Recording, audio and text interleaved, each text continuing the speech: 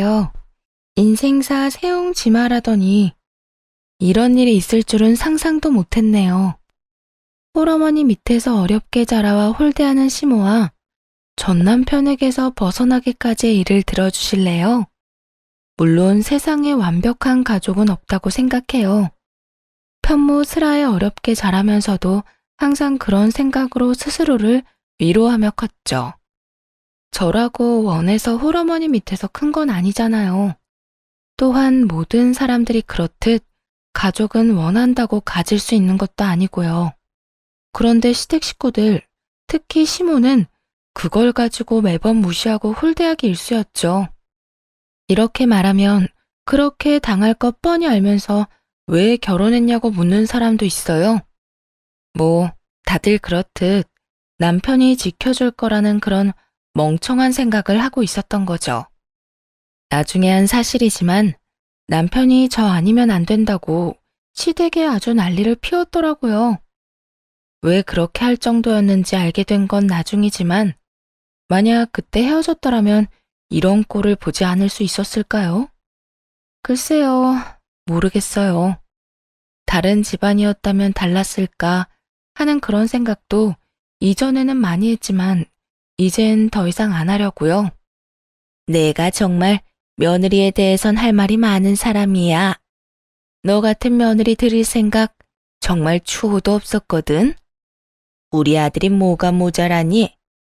공무원에 집안도 번듯하고 도대체 모자란 게 뭐가 있어서 감히 너 같은 게 옆에 붙어서 우리 아들 혼삭기를 막아? 그래서 몇 번이나 말했지 않니? 애저녁에 헤어지라고. 결혼을 하고 신혼여행을 다녀온 날 들린 시댁에서 시모가 한 말이었어요. 그러니까 처음부터 저는 아니었다는 거죠. 엄마, 제발 그만 좀 해. 내가 좋다잖아. 이제 우리 허락 좀 해줘요. 아, 결혼까지 했는데 왜 이렇게 못 살게 굴어? 너도 그러는 거 아니야. 네 앞날 걱정하는 엄마한테 어떻게 그런 말을 해? 네 옆에 있는 걔 좀 봐. 아휴, 내가 정말 부끄럽고 속상해서 어디 가서 며느리가 있다고 이야기도 못해. 하긴 결혼식에 남편 친인척은 잔뜩 왔는데 시모 지인은 몇 명 안 왔더군요. 그것만 봐도 알 수 있었어요. 시모가 저를 며느리로 인정하지 않는다는 거. 솔직하게 말하자면 결혼은 우리 둘의 일이니 남편과 잘 살면 될 거라고 생각한 게 너무 안일했던 거죠. 그 뒤로도 시모의 막말은 이어졌어요. 남편이 매번 뭐라고 하니 남편과 시부 앞에서는 더 이상 말을 못하고 둘만 있을 때 그러기 일쑤였습니다. 사사건건 트집을 잡아 저와 제 친정을 무시하는 이야기를 해댔죠. 똑바로 좀 하거라. 너 언제까지 아버지 없이 자란 티 낼래? 응? 시아버지 마음에 드는 게 그렇게 쉬운 일인 줄 알았니? 쓸데없는 짓 집어치우고 그냥 숨 죽인 듯 지내. 네 얼굴 보면 속 터지는 사람이 여기 한둘이야? 하긴 엄마 혼자 뭘 가르쳤겠어. 먹고 사느라 바빠서 애 교육은 뒷전이었겠지. 아으, 지긋지긋해. 언제까지 내가 네 뒤치다거리 다 해줘야 되니? 시부에게 사드리는 선물 하나조차에도 그런 소리를 들어야 했어요. 게다가 밥상 차리는 것까지 시모에게 한 소리를 들어야 했죠. 그건 거기 아니야. 너는 밥상 차리는 거 하나도 제대로 못 배웠으면서 무슨 결혼을 한다고? 아유, 내가 뭘 바라겠어. 엄마 혼자 키운 딸려니 무식한 게 당연한 거겠지. 어쩜 순진하고 불쌍한 얼굴로 속만 뒤집어 놔? 지금 내가 하는 말이 심하다고 느껴지는 것 같지? 아니야. 그거 다들 그렇게 생각하고 있는 거야. 집안일도 제대로 못해서 보는 사람 속만 뒤집고. 도대체 네 어머니는 뭘 가르친 거니? 너도 그래. 그렇게 악착같이 살았다고는 하지만 재산도 없어, 가방끈도 짧아, 직업도 마음에 안 들어. 그렇다고 집안일을 제대로 하기를 해? 도대체 너희 집에서는 뭘 하고 산 거니? 먹고 산다고 바빴다는 말은 하지도 마. 홀어머니 밑에서 컸다고 그게 면죄부인 줄 아니? 그거 다 티가 나는 거야. 아무리 숨기려고 해도 사람들이 다 안다고 부모 없이 큰 거. 뭐를 하든 트집을 잡아서 집안 욕을 하는 시모를 보며 물론 가만히 있지만은 않았어요. 처음부터 그럴 수 있었던 건 아니었지만요. 사사건건 트집을 잡으니 그냥 아무것도 안 했거든요. 그랬더니 이번에는 아무것도 안 한다고 화를 내더군요. 너 일도 안 하고 뭐 하는 거니? 어머님이 다 마음에 안 드신다고 하셨어요. 자꾸 배운 게 없다고 하시는데 배울 시간도 안 주셨으니 이참에 그냥 옆에서 어머님 하시는 거 지켜보면서 배울게요. 뭐? 야, 그냥 너 쉬겠다는 거잖아. 그럼 어떻게 하죠?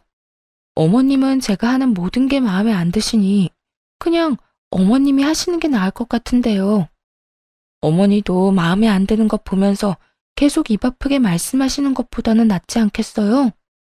서로 보기 싫은 얼굴 안 봐도 될 테니까요. 누가 그렇게 놔둘 줄 알아? 제가 하는 게 싫으시면 어머님이 하셔야죠. 어머님 하시기 싫으시면 제가 하는 대로 그냥 놔두시던가요. 결국 시모는 혼자 일하는 건 죽어도 싫었는지 더 이상의 간섭은 하지 않았어요. 하지만 틈틈이 제 어머니와 저를 무시하는 발언은 전혀 멈출 생각이 없어 보였죠. 그러다 하루는 시조모님이 명절에 오신다는 이야기를 전해 들었어요. 우리 할머니 이번 명절에 오실 거야. 그때 결혼 전에 인사드리러 갔을 때 보고 처음이지? 응. 할머님은 어떤 분이셔? 이게 가장 중요한 문제였어요. 시모와 비슷한 사람이면 큰일이잖아요. 그런데 남편이 그러더군요. 할머니는 좀 힘들게 사셨어. 교통사고로 할아버지가 일찍 돌아가셔서 할머니 혼자서 아버지랑 고모를 키우셨거든. 한평생 자식들 지킨다고 재혼도 안 하시는 거 보면 진짜 대단하시지. 그때 남편 말을 들으며 좋은 생각이 났어요. 이거면 시모 뒤통수를 한 대 정도는 때려줄 수 있지 않을까 생각했거든요. 그렇게 명절날이 돼서 시조모님의 집에 방문했어요. 그래, 우리 손부 오랜만에 보는구나. 네가 참 고생이 많지? 아무래도 여자가 남자 집에 시집 오면 여러모로 힘든 일이 많은 법이야. 나도 그랬다. 많이 힘들었지. 남편까지 일찍 잃고 어린 두 남매 키우느라 얼마나 고생했는지 모른다. 그래도 이렇게 키워놓으니 얼마나 좋으냐. 아들도 번듯하게 자랐지. 이렇게 며느리까지 보고. 시주모는 힘든 그때를 떠올리는지 눈가가 촉촉해지더군요. 듣다가 이때다 싶어서 시주모에게 말했어요. 하긴 한부모 가정에서 자란 며느리나 사위를 좋아하는 사람은 없죠. 아버님도 결혼하시기 힘드셨겠네요. 사실 부모가 한 사람이라도 없으면 다 티가 난다고 하잖아요. 그만큼 분명 모자란 게 있을 테니까. 하나 남은 부모야 자식 새끼 먹이려고 뼈 빠지게 일하느라 남아있는 애들을 봐줄 사람이 없으니 가정교육도 제대로 못 배웠을 거고, 그러다 보면 주위 사람들도 그런 가정에서 태어난 사람은 별로 안 좋아할 테고요. 평소 시모에게 듣던 말이었죠. 그 말을 듣더니 시조모의 얼굴이 완전히 굳어버리더군요. 그러자 남편이 깜짝 놀라 말했어요. 당신 지금 그게 무슨 소리야? 당신도 편모 가정이면서 어떻게 할머니한테 그런 소리를 해? 시부도 표정이 굉장히 안 좋았어요. 그걸 보고도 뭐가 문제냐는 듯 아무것도 모른다는 식으로 대답했죠. 이게 잘못된 말이었나요? 죄송해요. 어머님한테는 매일 듣는 말이었거든요. 그래서 다른 사람들도 다들 그렇게 생각하는 줄 알았어요. 사실 이전에는 어머님이 저를 미워해서 그런 말을 하시는 거라고 생각했는데 아버님께서도 편모가정에서 자랐다는 이야기를 들으니 너무 과하게 생각했던 것 같더라고요. 그런 아버님이랑 결혼한 어머님이라면 아무런 사심 없이 이야기한 거겠구나 싶어서요. 그렇죠, 어머님? 제 말이 끝나자 이번에는 시모 얼굴이 하얗게 질렸어요. 그게 무슨 말이니? 내가 언제 너한테 그런 말을 했어? 너 이렇게 사람 함부로 모함하는 거 아니다? 모함이라뇨. 어머님이 평소에 하신 말씀 반의 반도 안 했는데요. 매번 너희 엄마한테 도대체 뭘 배운 거냐고 그렇게 말씀하셨잖아요. 오늘도 음식 준비하면서 그렇게 말씀하셔놓고선. 에미야, 너 정말로 손부한테 그런 소리를 했어? 어머님, 그게 아니라요. 그게 아니긴 뭐가 아니야. 내가 알기로 손부도 홀어머니 밑에서 자랐다는데. 설마 너 그걸로 저 어린 것한테 시어머니 노릇을 한 거야? 내가 언제 너한테 그런 거 하라고 가르쳤어. 네 마음이 좁고 편협하다는 건 익히 알고 있었지만 설마 네 며느리한테 그런 말을 할 정도로 좁아 터졌는지는 또 몰랐구나. 그래, 그런 이야기를 한 이유가 대체 뭐냐? 이유라도 들어보자. 너 설마 우리 아들이 마음에 안 들었니? 내 자식도 네 눈에는 애비 없이 혼자 자란 티가 나 보이든?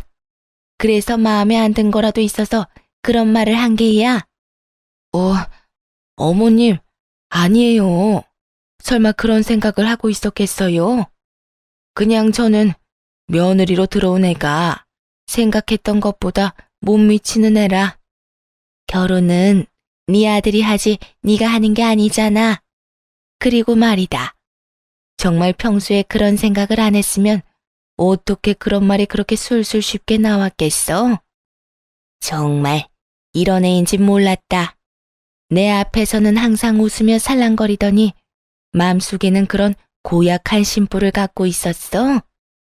어머님, 죄송해요. 제가 실언을 했어요. 시모는 시조모에게 죄송하다며 빌다가 저와 눈이 마주치고는 부릅뜨고 노려보더군요. 뭐, 노려보면 어쩔 거예요. 지금 당장 혼나고 있는 건 시모고 저는 그저 피해자인데. 결국 시모는 무릎 꿇은 채로 시조모에게 미친 듯 혼나고 그 후 시댁 생활이 좀 더 편해질 수 있었죠. 시조모가 시모를 혼낸 다음 그러시더군요. 아가, 그런 말 귀담아 듣지 말거라. 정말 편협하고 속 좁은 인간들이나 그렇게 생각하는 거야. 나라고 애아빠를 일찍 잃고 싶었겠니? 그게 사람 마음대로 안 된다는 거 잘 알고 있다. 네 시어미가 하는 말에는 너무 마음 두지 말어. 그리고 앞으로도 저런 쓸데없는 말 짓거리면 나한테 전화해서 이야기하거라. 네 시어머니한테 한마디 해줄 테니. 그 이야기를 듣는데 마음이 든든하더군요. 그렇게 시모에게서 벗어날 수 있었어요. 시주모에게 잔소리를 듣고 일어나던 시모가 분한 듯 노려봤지만 뭐 어쩌겠어요. 이미 시조모에게 시모는 찍혀버린 것을요. 그동안 시부가 홀어머니 밑에서 컸다는 걸 몰랐는데 자기 부군이 그런 환경에서 자랐다는 걸 알면서도 그런 식의 욕을 할 수 있었던 시모가 어찌 보면 참 대단하기도 했죠. 그렇게 시모가 당한 뒤로는 절대로 그런 이야기를 안 하더군요. 시조모가 제 전화번호까지 받아갔거든요. 정기적으로 연락하라고요. 효과가 좋았죠. 그래서 저는 앞으로도 이렇게 평온할 줄로만 알았어요. 그 다음에 다가올 비극은 더 큰 것이라는 것도 알지 못하고 그 일이 있고 몇 달 뒤의 일이었어요. 그날은 몸이 안 좋아 일찍 집에 가 있는 상황이었어요. 남편이 왔는데 마중도 나가지 못할 정도로 기진맥진해 있었죠. 남편은 그날 회식을 하고 2차까지 갔다가 늦은 저녁이나 되어 돌아왔어요. 집에 도착해서는 친구와 통화를 하는데 아마 제가 자고 있다고 생각했던 것 같더라고요. 그러니까 그런 대화를 할 수 있었던 거겠죠. 야, 결혼 그거 별거 아니다. 네가 너무 진지하게 생각하는 거라니까. 뭐? 왜 결혼했냐고? 그렇지. 뭐 더 좋은 여자 만날 수도 있긴 했지. 근데 일부러 그런 여자는 안 만났어. 이게 무슨 말인가 싶었어요. 당연히 남편이 절 사랑해서 결혼했다고 생각하고 있었으니까요. 그래서인지 그때까지만 해도 그 뒤에 무슨 말이 나올지도 모르고 별 생각 없이 듣고 있었네요. 우리 와이프가 좀 불쌍하잖아. 가진 것도 없고 아버지도 없고 딱 봐도 뭔가 챙겨주지 않으면 안 될 것처럼 그렇게 보이지. 그래서 선택한 거야. 너도 알아도. 잘난 여자 만나면 남자만 피곤해. 다 맞춰줘야 하니까. 적당히 모자란 여자 만나면 네가 핸들링 하기가 쉽잖아. 순간 망치로 머리를 한 대 맞은 기분이었어요. 설마 남편이 그런 생각으로 결혼을 했을 거라고 상상조차 못했거든요. 그딴 의도로 그런 쓰레기 같은 생각으로 시모의 반대도 무릅쓰고 결혼을 했다고요? 정말 믿겨지지 않았어요. 손이 덜덜 떨리더군요. 쓰레기라니. 야, 결혼은 현실이야. 너 잘난 여자랑 결혼해서 잡혀 살 자신 있어? 난 그렇게 못 살거든. 난 해보고 싶은 거, 사고 싶은 거 다 해가며 살아야 하고, 원하는 거 다 누리면서 살아야 돼. 그러려면 어느 정도 부족한 여자가 좋다니까. 내가 우리 엄마 반대를 무릅쓰면서까지 왜 이 여자를 와이프로 만들었는데? 다 그런 것 때문이잖아. 너도 결혼해보면 이게 얼마나 편한지 느낄 수 있을 거다. 남편 말에 점점 더 무너지는 기분이었어요. 당장 나가라고 소리치고 싶었지만 지금 당장 이 사람한테 화를 낸다고 해서 달라질 게 없다는 것도 알고 있었어요. 그때 그 이야기를 들으며 최악의 경우는 이혼까지도 생각이 들었어요. 하지만 그마저도 마음대로 생각할 수조차 없었죠. 혼자 저를 키워온 어머니가 많이 아프셨거든요. 그런 어머니에게 이혼 소식을 전하면 분명히 좋지 못한 영향을 끼칠 것 같았고 크게 걱정이 되더라고요. 여태 모든 걸 희생한 엄마인데 딸이 결혼에 제대로 살지도 못하고 이혼하게 됐다는 걸 보여주라니 참 죄송하고 슬픈 일이잖아요. 그렇게 시끄럽게 한참을 떠들던 남편놈은 안방에 들어와서야 저를 한번 확인하고는 아차 싶었는지 목소리를 낮추더군요. 그러더니 곧 전화를 끊더라고요. 그리곤 슬그머니 제 이름을 부르는데 못 들은 척 했어요. 심장이 쿵쿵 뛰고 머리가 하얘져 어떻게 해야 할지 모르겠기도 하고요. 그래서 그냥 자는 척을 했죠. 그 뒤로 정말 미친 듯이 고민을 했어요. 이걸 어떻게 할까? 이혼을 해야 할까? 이혼을 하게 된다면 어떻게 해야 좀 더 유리하게 진행할 수 있을까? 그리고 이혼 후도 생각을 해야 했죠. 막무가내로 덤빈다고 해서 현실적인 어려움이 사라지는 건 아니잖아요. 다행인 건 남편과 제 사이에 아이가 없어 이혼은 쉽겠지만요. 그렇게 머리가 터질 듯이 고민 중이었는데 하루는 시모와 시부가 부부 동반 모임을 간다고 하더군요. 근데 때마침 공교롭게도 남편도 그날 약속이 있다고 나갔어요. 차라리 저 인간들 얼굴을 안 봐서 다행이다 싶기도 했죠. 혼자가 되자 오늘은 뭘 할까 고민하다가 친정엄마를 찾아가 넌지시 이 상황에 대해 말해보기로 결심했어요. 엄마는 어떻게 생각하는지 알아볼 생각이었어요. 그래서 친정엄마를 데리고 번화가로 나갔죠. 오랜만에 식사 대접을 하는 거니 좋은 곳에서 맛있는 걸 사주고 싶었거든요. 그렇게 빌딩에 도착해서 올라가는데 정말 우연히도 시모와 마주쳤어요. 가려던 가게가 시모의 모임 장소 위층에 있던 거더라고요. 그래서 친정 어머니와 함께 시모에게 가까이 다가갔죠. 그래도 밖에서 마주쳤는데 인사는 해야 하잖아요. 게다가 어머니도 알아보시는 상황이었고요. 아이고, 사부인, 오랜만입니다. 잘 지내셨죠? 시모는 친정어머니에게 고개를 까딱하더니 이내 저를 쳐다보며 그러더군요. 야, 너 조용히 해. 나한테 어머니라고 부르지 마라. 나도 오늘은 너 며느리라고 안 부를 거야. 제발 우리 밖에서는 어머님 며느리 이런 소리 하지 말자. 나 네 어머님 하기 싫어. 이유는 네가 더 잘 알지? 게다가 이런 데 오면서 어머니 한 번만 모시고 오니 티가 안 낼래야 안 날 수도 없지. 하고 다니는 꼴 보면 누가 널 내 며느리로 볼까 무섭다 얘. 어쨌든 오늘은 마주치더라도 아는 척 하지 마. 어머님이라고 부를 생각도 하지 말고. 마음속에서 솟아오른 분노를 최대한 억눌렀어요. 저 사람은 지금 인사하는 저희 어머니의 인사도 받아주지 않았고 제게는 어머니라고 부르지도 말라고 하는 거였어요. 그 이유야 뻔했죠. 자기 지인들에게는 보여주고 싶지 않다는 얘기니까요. 자존심도 상했지만 정말 눈물 날 만큼 열이 받았어요. 그런데 그 와중에 더 열이 받았던 건 뭔지 아세요? 남편이 그 모임 장소에 있었다는 거예요. 알고 보니 시모와 시부의 부부 모임이면서 자식들 내외도 다 같이 오는 모임이었던 것 같더라고요. 어릴 때부터 함께한 지인이다 보니 아마 자식들끼리도 친한 모양이었죠.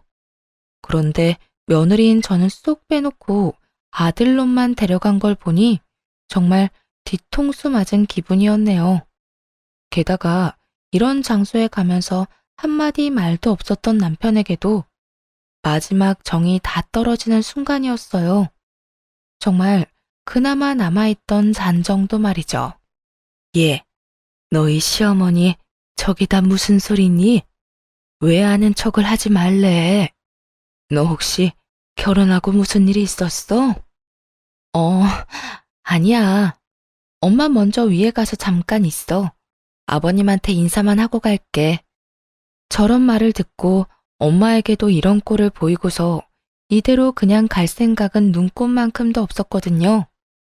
시모의 저런 행동과 남편의 모습을 보니 그제야 깨달았거든요.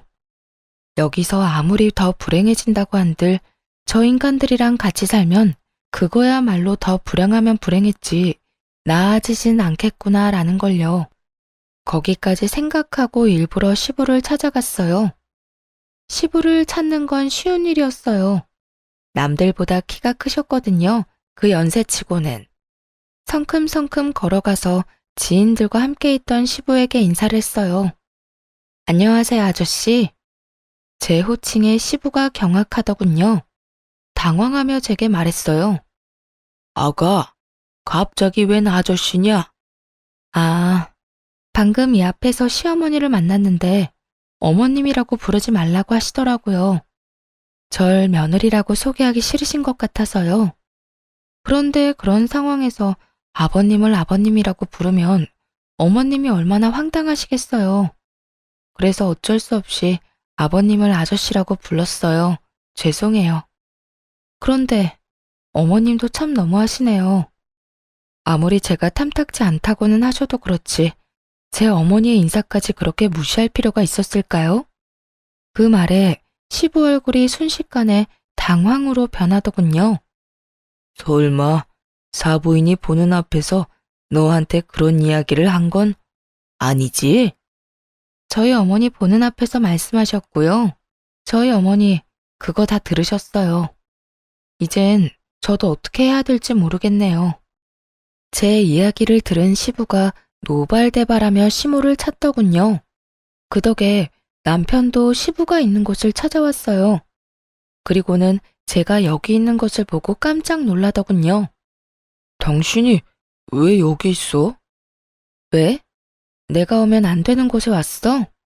아니, 그게 아니라 그런데 왜 이렇게 소란스러운데? 그건 당신 엄마한테 물어봐. 결국 시끄러운 소리에 시모가 시부를 찾아왔죠. 아니, 당신은 도대체 왜 이렇게 시끄럽게 굴어요? 어머, 넌? 시부에게 말을 걸다가 그 앞에 있는 저를 보고 깜짝 놀라더군요. 당신 대체 생각이 있어 없어? 어떻게 며느리한테 그런 이야기를 해? 사부인 보는 앞에서. 제가 뭘 어쨌다고 그래요? 그냥 조용히 지나가고 싶은 마음에 아는 척 하지 말라고 한 것뿐이에요. 이게 그냥 조용히 지나갈 일이야? 어떻게 사부인 보는 앞에서 며느리한테 시어머니라고 부르지 말라고 할 수가 있어? 당신 진짜 생각이 있는 거야 없는 거야? 저번부터도 그렇지만 아무리 생각해봐도 도저히 이해가 안 돼. 왜 이해가 안 돼요? 난 이해가 되는데. 애초에 저런 애 며느리로 받아들일 생각 없었다고요. 쟤보다 훨씬 괜찮은 여자애도 많았는데 왜 저런 애가 우리 아들 와이프인 거예요? 대체 왜? 당신은 그게 싫지도 않아요? 그 수많은 재원들. 집안도 빵빵하고 얼굴도 예쁘고 돈도 잘 버는 그런 애들이 줄을 섰었는데 왜 꼭 저 여자애냐고요? 아무것도 없잖아요. 돈도 없고 그렇다고 집안이 좋은 것도 아니고. 지금 그걸 말이라고 해? 당신 아들이 좋다잖아. 좋아해서 결혼한 사람한테 뭘 더 바라는 건데? 두 분이 크게 싸울수록 남편 놈 표정은 일그러져 가더군요. 그러더니 저를 어디론가 끌고 갔어요.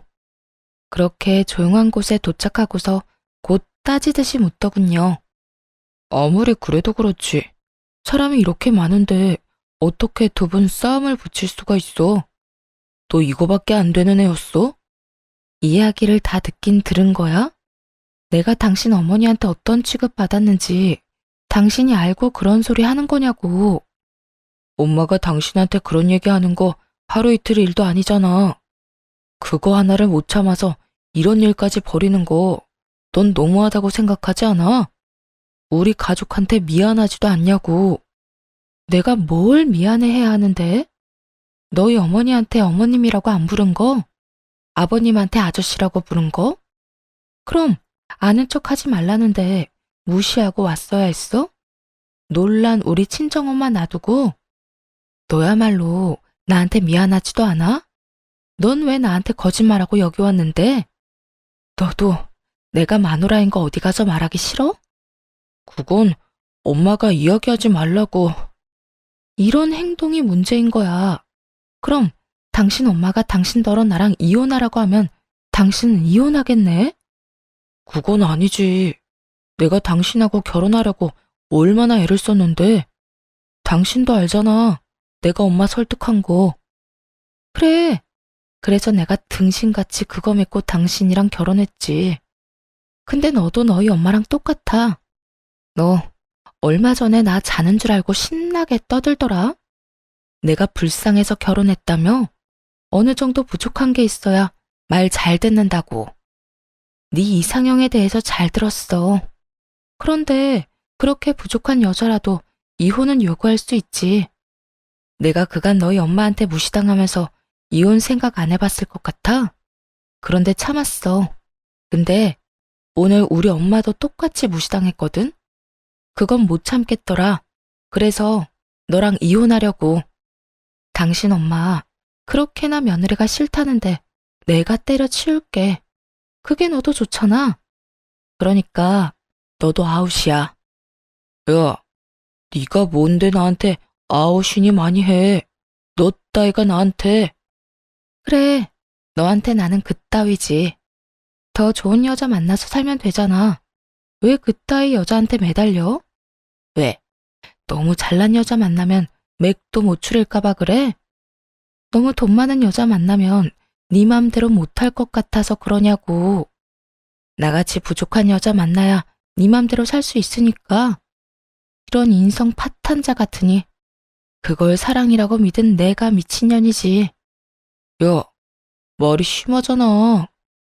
심해? 네가 더 심해, 이 나쁜 놈아. 너도 네 엄마도 최악이라고. 부족한 마누라가 다루기 쉽다고? 그 부족한 마누라한테 이혼이나 당해봐. 그날 그렇게 남편놈에게 이혼을 요구하고 친정엄마와 식사를 했어요. 그리고 친정엄마에게 이혼 이야기를 슬쩍 꺼냈죠. 자세한 이야기는 하고 싶지 않았는데 그걸 아셨는지 어머니도 더 묻지는 않더라고요. 하지만 이전의 시모와의 대화로 시댁에서 어떤 취급을 받고 있는지 다 파악하신 것 같더군요. 그렇게 식사를 마치고 집에 돌아와 짐을 싸고 있으니 남편 놈이 옆에 붙어서 계속 말을 걸었어요. 당신 진짜 나랑 이혼할 거야? 내가 한 번만 봐줄 테니까 다시 한 번만 생각해봐.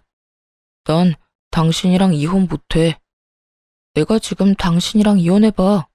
내 평판이 어떻게 되겠어? 당신이 어찌 됐든 나는 이혼남 딱지 달고 사는 거 싫다고. 그러니까 이혼은 꿈도 꾸지 마. 기가 찼습니다.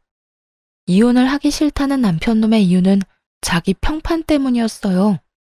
그렇게 짓거리더니 이혼하고 싶지 않다며 협박을 하더군요. 그렇지만 시모의 반응은 달랐어요. 굉장히 좋아했거든요.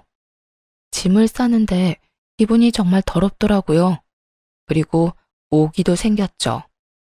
내가 너희보다 더 잘 살아내겠다고. 그래서 결국에 웃는 사람이 나라는 걸 보여주겠다고 말이죠. 그런데 언제나 힘든 일은 한꺼번에 오더군요. 이번에는 이혼 소송 도중에 친정엄마가 돌아가셨어요. 원래부터 몸이 안 좋으시긴 했어요. 그래서 병원 진료도 받았고요.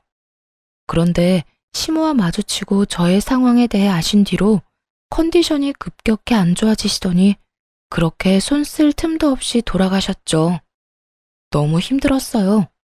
그런데 어떤 멀끔한 아저씨가 와서는 부의금으로 1억을 내고 가신 분이 계셨어요. 그것도 제게 직접 전해주셨죠. 그 아저씨를 붙잡고 물어봤어요. 왜 그렇게 큰 돈을 준 것인지. 내가 아가씨 엄마한테 신세를 많이 줬어. 사실 그 돈으로도 모자라지. 더 주고 싶은데 아가씨가 그걸 안 좋아할 수도 있다는 생각이 들어서 자제한 거야. 엄마에게 신세를 졌다고요? 엄마는 그런 얘기 없었는데. 혹시 혼자서 하기 힘든 일 있거나 버거운 일 있으면 나한테 연락해요. 나라도 대신해서 열심히 아가씨 도와줄 테니까. 그 정도로 아가씨 엄마한테 내가 갚아야 할 게 많은 사람이거든. 어쨌든 저는 그 친절한 아저씨가 준 돈과 어머니가 남긴 유산으로 집을 구하기로 했어요. 여자 혼자 집을 보러 다니면 위험한 일이 있을 것 같아 그 아저씨에게 조심스럽게 연락을 했죠. 그리고 생각보다 좋은 집을 생각보다 좋은 조건에 계약할 수 있게 됐어요. 그 아저씨는 저와 함께 다니며 아주 꼼꼼하게 모든 걸 다 알아봐 줬어요. 무엇보다 안전한지부터 확인하더군요. 참 고마운 분이셨죠. 그래서 집 계약한 날 아저씨에게 식사 대접을 하기로 했어요. 그런데 그곳에서 정말 우연찮게도 다시 시모와 마주쳤어요. 아무래도 생활권이 좁은 지방인데다가 남편과 자주 다니던 곳이 시모의 단골 가게이기도 하니 계속 마주치게 되더라고요. 아이고, 너도 참 대단하다. 우리 아들이랑 이혼 준비하면서 아저씨를 만나? 벌써부터 다른 남자 잡아서 결혼하려는 생각이니? 정말 천박하다, 천박해. 어머니 혼자 키워서 그런지 생각하는 게 남들이랑 아주 달라요. 하긴 이제 너도 알 거야. 그게 딱 네 수준이라는 거. 우리 아들이랑 헤어져 주는 것만으로도 고마우니까 내가 더 이상 아무 말은 안 할게. 근데 이건 꼭 말해야겠다. 무슨 일로 여기 왔는지 모르겠지만 오늘은 다른 데서 식사해. 오늘 우리 아들 여기서 중요한 약속이 있어. 그러니까 네가 나가줘. 그 이야기를 듣고 있는데 정말 어이가 없더라고요. 이 가게가 자기 것도 아니면서 뭘 나가라 말아요.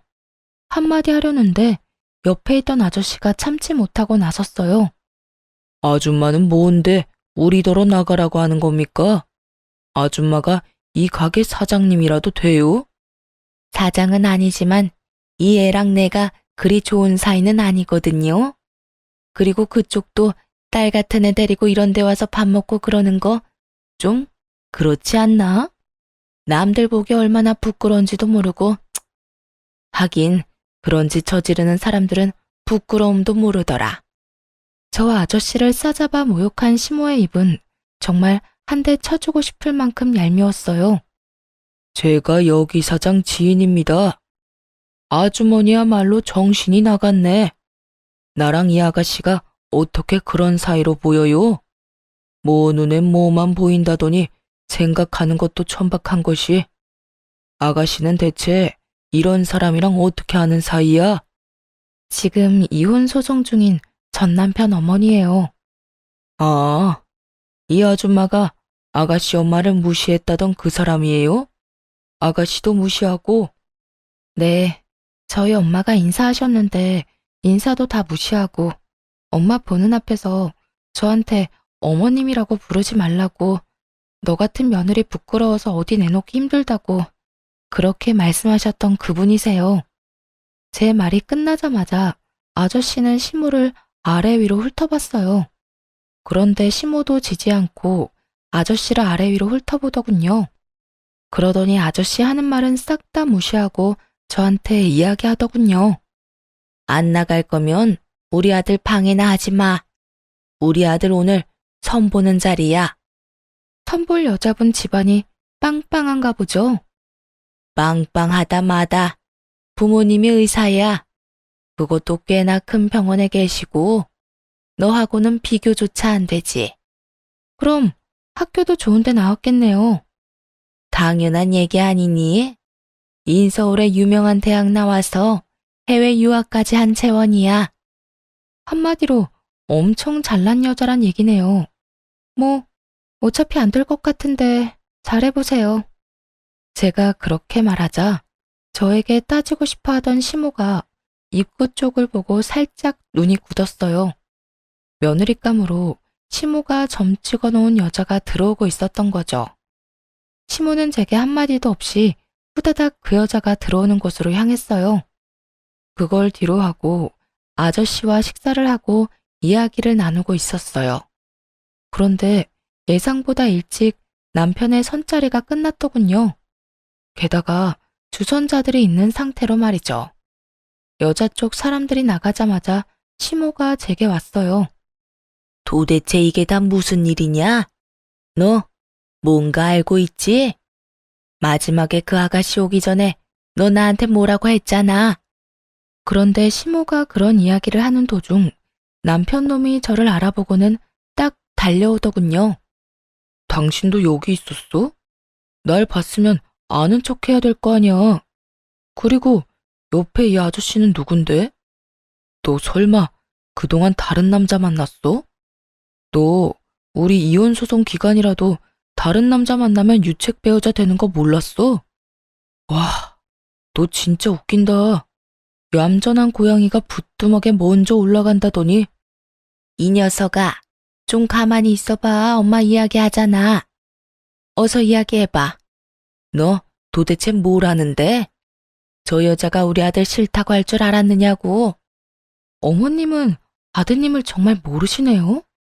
그 아드님 이상형이 어떻게 되는지 알아요? 어떤 여자랑 결혼하고 싶어 하는지는 알고서 선자리 봐주시는 거냐고요. 여자가 예쁘고 똑똑하고 돈 많으면 됐지. 돈도 잘 벌고. 그거 아니야? 어머님 아들은요, 그런 여자가 이상형이 아니에요. 한눈에 봐도 불쌍해 보이는 여자가 그 사람 이상형이거든요. 그런 인간한테 매번 잘난 여자를 들이밀면 당연히 싫다고 하는 거죠. 우리 아들이 왜 그런 여자를 좋아해? 너 미쳤니? 네가 우리 아들 이상형이라고 말하고 싶은 거야? 설마요. 누가 불쌍한 걸 이유로 이상형이 되고 싶겠어요? 저도 우연히 들어 알았어요. 저 사람이 다른 친구랑 통화하는 거. 그때 그러더라고요. 뭐 하나 부족해서 다루기 쉬운 여자, 그런 여자랑 결혼하라고. 친구한테 조언까지 해주던데요. 잘난 여자는 자기 잘난 거 알아서 남편 얘기 듣지도 않는다고 말이죠. 그러니까 쉬운 여자를 원하는 거죠. 그런데 똑똑하고 돈 많고 빵빵한 여자 중에 쉬운 여자가 있어요? 없지. 이야기가 끝나가자 시모 표정이 정말 썩어버리더군요. 저한테 매달리는 것도 사랑해서 그런 거 아니에요. 만만한 여자 찾기가 힘드니까 그런 거겠죠. 저 보세요. 얼마나 만만했겠어요. 안 그래요? 말이 진행될수록 시모의 얼굴은 점점 침울해졌어요. 그리고 남편 놈은 다급해졌죠. 그런 이야기를 왜 엄마한테 해? 그런데 이제 어쩌나? 나 얼마 전에 돈 생겼거든? 어머니 돌아가시고 유산도 많이 남겨주셨고, 보험으로 돈도 좀 많이 들어왔어. 그래서 그 돈으로 집 계약하고 왔고. 아, 그러고 보니 오늘 이혼 판결 났네? 앞으로는 이렇게 안 마주쳤으면 좋겠고, 우리 헤어지더라도 선은 넘지 마. 아무리 그래도 그렇지, 서로 아무것도 모르게 가게 들어왔는데, 나더러 나가라고 하는 건 아니지 않나? 이젠 완전 남남이잖아요, 아줌마. 나 진짜. 여보, 당신이 생각하던 그런 거 절대 아니야. 내가 왜 그런 이유로 당신을 좋아해? 그냥, 그건 농담이었어, 농담. 농담 같은 소리하고 자빠졌네. 야, 넌 농담을 그렇게 진지하게 하니? 결혼 앞두고 고민하는 친구한테 그런 이야기 해주는 거 보니 네 인성이 보인다, 인성이. 2번 다시 나한테 여보라고 부르지 마. 결판 났으니까. 그리고 내 인생에서 좀 꺼져줘. 제발 이렇게 알짱거리지 마. 그렇게 남편놈과 시모를 버려두고 저는 아저씨와 함께 밖으로 나왔어요. 옆에서 모든 걸 듣고 있던 아저씨 표정이 별로 좋지 않아 보였죠. 아저씨한테 이런 모습 보인 것도 좀 그렇긴 했어요. 그런데 아저씨가 저한테 묻더군요. 아버지 없다고 힘들게 산 것 같아서 마음이 안 좋네. 혹시 아버지 원망하거나 그렇진 않아요? 아, 아버지요? 저 어릴 때부터 없었거든요. 완전 갓난쟁이 때부터. 사실 나 버린 건 원망 안 해요. 무슨 기억이라도 있어야 원망을 하죠. 누구를 어떻게 원망해요? 그런데 엄마는 달라요. 엄마는 계속 울었거든요. 재혼도 안 하고 매일매일 아버지만 그리워하면서. 돌아가실 때쯤에는 그런 말씀 없으시긴 했지만 그래도 그런 거 보면 원망스럽기도 하고 그래요. 그때 아저씨가 침울한 얼굴로 저한테 조심스럽게 말을 꺼냈어요. 아가씨, 미안해. 사실은 내가 속였어. 아가씨한테 처음 나타났을 때 내가 누군지 말했어야 됐는데 이야기를 못했어. 나도 마음의 준비를 하고 싶었거든. 사실은 내가 아빠야. 놀랐지? 사실 어느 정도 짐작은 하고 있었어요. 보통 누가 가족도 아닌 여자를 이렇게 친절하게 도와주겠어요. 그리고 어머니가 가지고 있던 아버지 사진이랑 비슷하게 생기셨더라고요. 많이 늙었지만 그래도 비슷해 보였죠. 어떻게 절 찾았어요? 네 엄마가 연락했어. 그 사람은 다 알고 있었지. 내가 어떻게 사는지. 그렇게 우리 어머니한테 쫓겨나다시피 나가고서는 내가 아무리 찾아도 못 찾던 그 사람이었는데 죽을 때가 다 돼서 그런가 남겨진 딸 생각 때문에 그랬나. 나한테 연락이 왔더라고. 우리 딸 지켜달라고. 참 울컥했어요. 여태껏 피해 다녔던 아버지에게 연락한 이유가 저 때문이라는 걸 알게 돼서 아마 살 날이 얼마 남지 않은 것을 당신도 아시고는 연락하신 거 아니에요. 그때 시어머니가 저와 친정엄마를 무시한 일 때문에 엄마도 충격받았던 것 같아요. 제가 시댁에서 그렇게 무시당하는 걸 어머니가 그때 처음 아셨거든요. 마지막 가는 길에 짐만 안겨드린 것 같아 죄송한 마음뿐이었어요. 그렇게 저에게는 다시 새로운 가족이 생겼어요. 어머니가 돌아가시고 아버지가 생긴 거죠. 아버지는 뭐든 해주고 싶어 했어요. 이혼하고 얼마 후 미용 관련 자격증을 따기로 했어요. 그렇게 공부를 하고 어렵게 자격증을 따고 나니 아버지는 이번에는 가게를 차려주고 싶어 했어요. 자격증을 딸 때도 아버지가 물심양면으로 다 지원해 주셨는데 바로 가게까지 차려주시려 할 줄은 상상도 못했죠. 그때만 해도 혼자서 일할 수 있는 작은 상가 정도겠거니 생각했어요. 그런데 아버지가 보여준 상가는 제 상상과는 전혀 달랐어요. 그 지역 내에서도 최고 번화가한 거리에 있는 상가 1층이었거든요. 임대료도 엄청 높았고 혼자서 이 큰 매장을 이끌어간다는 건 상상도 되지 않더라고요. 하지만 아버지는 뭐 어떠냐고 일단 보기나 하라는 반응이었어요. 그래서 저도 별 부담 없이 그냥 보기는 했죠. 아버지가 딸한테 잘 보이고 싶었나 보다. 이 정도로만 생각했거든요. 그렇게 상가를 둘러보는데 전 시부와 전 시모를 마주하게 됐어요. 같은 생활권이라는 게 참 짜증나더군요.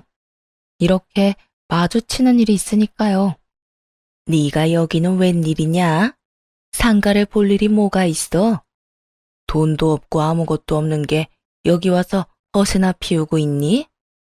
남들한테 돈 많은 것처럼 보이고 싶었어? 그리고 이 아저씨는 도대체 누군데 매일 끼고 다녀?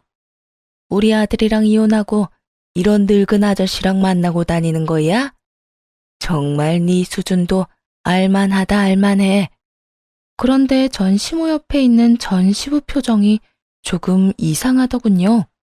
그러더니 전 시모를 말리기 시작했어요. 여보, 그만해. 이제 남인 사람 왜 자꾸 그렇게 신경을 긁어? 그만 좀 해. 아니, 당신은 열받지도 않아요?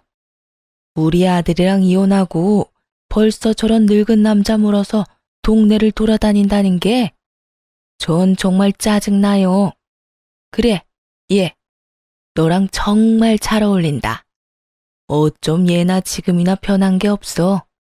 아빠 없이 커서 아버지 뻘 되는 사람한테 끌리니? 그런 주제에 우리 아들이랑 결혼은 왜 했어? 입에서 나오는 그 더러운 소리를 듣고 있으려니 기분이 나빴어요. 듣다 못해 한마디 하려고 했더니 옆에 있던 아버지가 코웃음을 치며 전 시모에게 말했어요. 내가 듣자 하니 우리 딸이 돈 없고 편모스라에 컸다고 그렇게 못되게 굴었다지? 그런데 이거 어쩌나? 이제 아빠가 생겼는데 당신네들이 보려고 하는 이 상가 내 거야.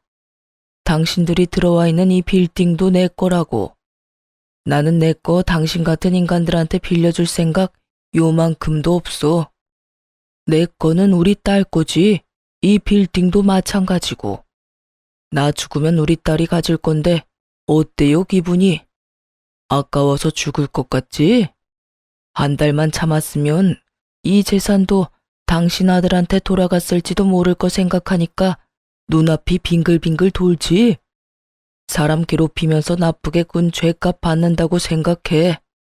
한평생 동안 죽을 때까지 당신들이 가질 수 있었던 거 보면서 후회나 하고 살아. 내 딸은 내가 준 부동산 가지고 떵떵거리며 살 테니까. 아버지 말을 듣는 전 시모의 얼굴은 경악으로 물들었어요.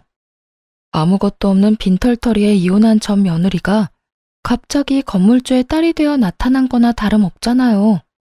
게다가 전 남편과 이혼한 지 한 달이었어요. 한 달 만에 전 며느리 처지가 바뀌었으니 자기 딴에는 또 얼마나 억울했겠어요. 어이없죠? 실제로 자기 것도 아니면서. 잠깐만.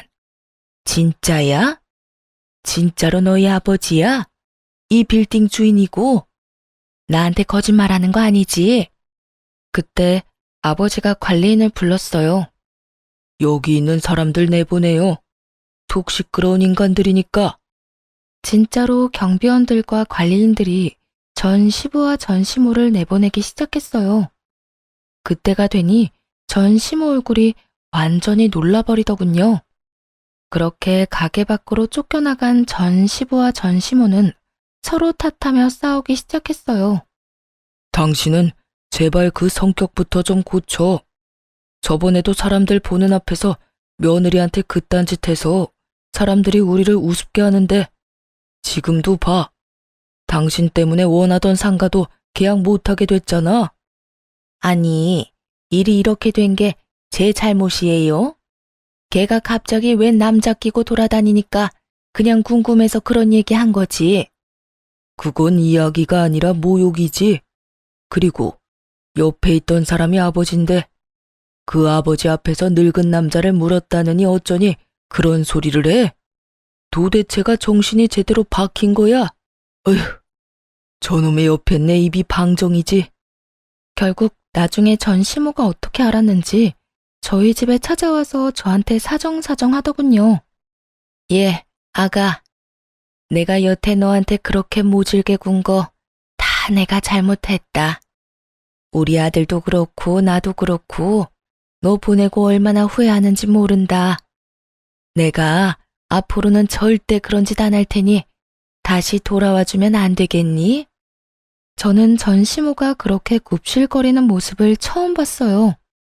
싫어요. 여태까지 아무것도 모르고 병신처럼 그런 취급 당하면서 살았는데 다시 또 돌아가라고요? 참 양심이 없으시네요. 어떻게 저한테 다시 돌아오라는 말을 할 수가 있죠? 어머님이 제 가슴에 박은 대못이 얼마나 많은지 기억도 안 나죠? 미안하다. 미안했어. 내가 잘못했다니까.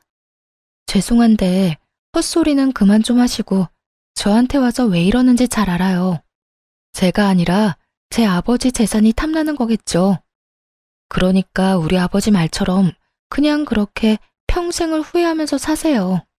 가지지 못한 거, 가질 수 있었던 거, 반쯤은 손에 들어왔던 거, 이 근처 지나가면서 항상 그렇게 느끼시라고요.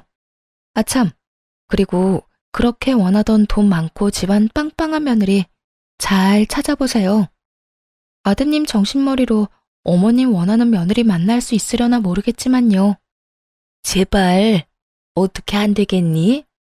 네 시아버지가 네 가게 들어가는 그 1층 상가가 너무 갖고 싶다는데 내가 그런 말해서 망쳐버렸으니 어떡하니? 내가 책임을 지는 게 맞지.